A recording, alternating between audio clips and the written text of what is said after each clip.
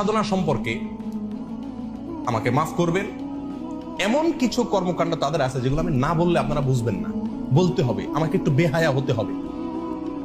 আমাদের দেশে মানুষ জানে না, অনেকে ম্যাক্সিমাম লোক। আমি ব্যক্তিগতভাবে লালনের আখড়া থেকে নিয়ে ফকিরদের বিভিন্ন আখড়া ঘুরে ঘুরে দেখেছি। আমি নিজের অভিজ্ঞতার কথা আপনাদের কাছে চাপিয়ে দিতে যাব না, তাদের বই পুস্তকের আলোকে বলবো। আমি জানার জন্য তাদের বিভিন্ন আখড়া আখড়া ঘুরেছি। এইবার দেশে গিয়ে আমি কুষ্টিয়াতে গেছি। আমার উদ্দেশ্য ছিল লালন আখড়া যাওয়া, দেখা সেখানে, এবং শুধু শোনা কথা বা পড়া কথারও বিশ্বাস না করে নিজে চোখে দেখা।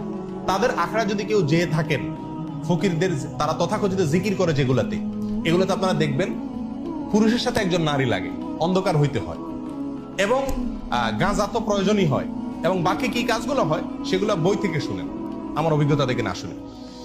দেখুন, বাউল ধর্মে পরকীয়া প্রেম জায়েজ আছে।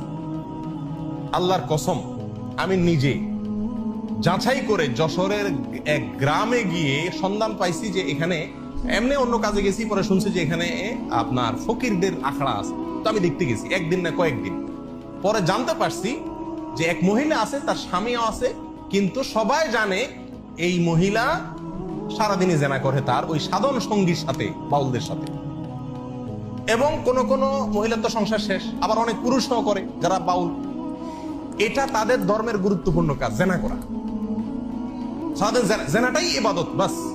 এবং জেনার মানে মূল মুহূর্ত যেটা, সেই মুহূর্তেই নাকি স্রষ্টা হাজির হয়ে যায়। প্রিয়দিনী ভাইরা, বাউলরা মনে করে, আপনারা হয়তো অনেকে প্রথম শুনছেন, শুনে রাখেন, বাউলদের দৃষ্টিতে মানুষের শরীরের বিভিন্ন রোগ বালাই বারো হওয়ার জন্য একটা বিরাট বড় ওষুধ হলো মেয়েদের রস পান করা। রস বুঝেন কি? না, রজ বলতে দুইটা জিনিস। এক হলো কুমারী মেয়ের প্রথম মাসিকের রক্ত,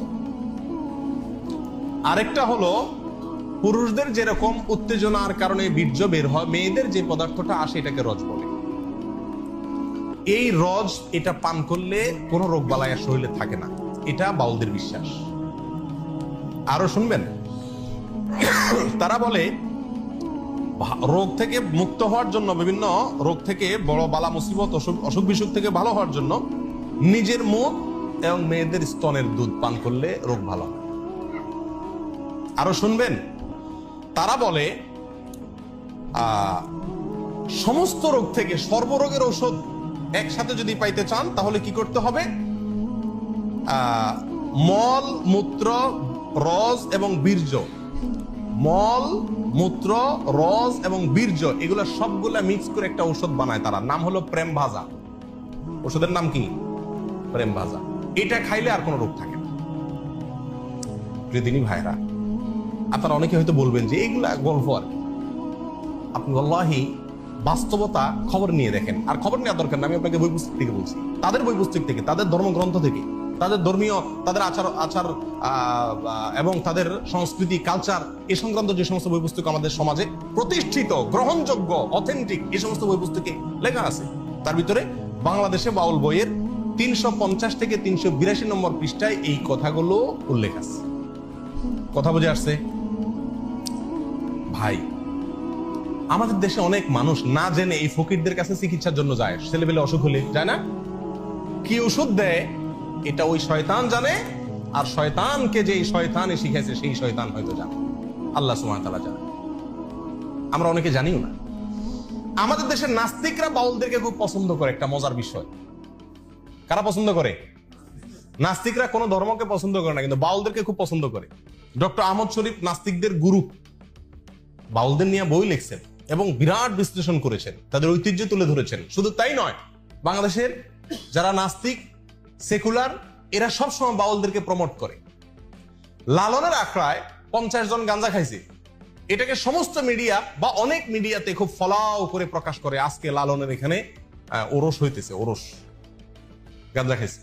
লক্ষ লক্ষ মানুষের মাহফিল হয়, লক্ষ লক্ষ মানুষের ভালো কোনো কাজ হয়, সেটা কোনো মিডিয়াতে প্রচার করে না। কিন্তু ওই আখড়ায় গাঁজা খাইছে কয়েকটা, সেটারে সারাদিন টেলিভিশন নিউজে বলে। কেন নাস্তিকরা এত পছন্দ করে? কেন? এর কারণ হলো এই বাউলদের তাদের যে কর্মকাণ্ড, এই কর্মকাণ্ড করে খোলাসা কথা কয়েকটা পয়েন্ট। নাম্বার 1 যেটা বললাম, দেহ নিয়ে সাধনা। দেহ নিয়ে সাধনা মানে যৌনতা, সোজা বাংলা। নাম্বার 2,